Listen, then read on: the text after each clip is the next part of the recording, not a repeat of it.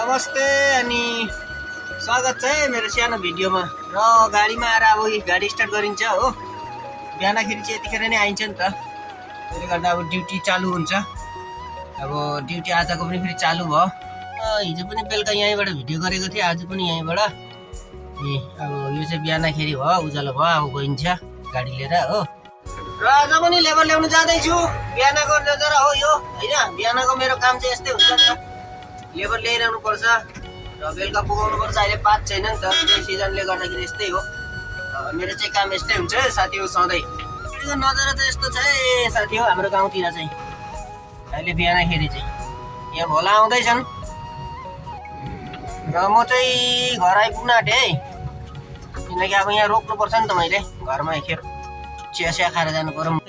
घरमा आइपुगेको थिएँ र अब चियासिया खाइन्छ। अब फेरि लेबर ल्याउनु हिँड्नु पर्यो नि त, घरबाट अब चियासिया खायो अरे होइन, जानुपर्छ। अब रुममा आयो, रुमबाट अब फेरि चियासिया खाएर चट्टसँगले अब फेरि लेबर ल्याउनु जानुपर्छ।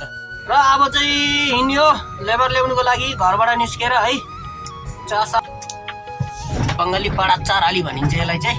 अब यो सिधा गयो भने गुवाहाटी पुगिन्छ, लेफ्ट साइड गयो भने यो साइड गयो भने तेजपुर गइन्छ, यो सिधा गयो भने गुवाहाटी पुगिन्छ, र यो साइड गयो भने तामुलपुर रङिया पुगिन्छ। यो साइडबाट पनि जग्गामा आइपुग्यो।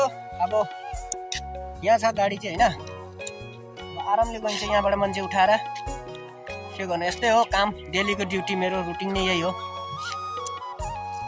गाडी चाहिँ यहाँ खडा हुन्छ, यहाँबाट पनि उड्छ अनि आधी जग्गाबाट पनि फेरि मान्छे उड्छ। गाडी चाहिँ यही आइरहेको छ यता अमरचोकमा मान्छे लिनुलाई, र यिनीहरूलाई लिएर जानु पर्यो नि त अब अहिले उठाएर।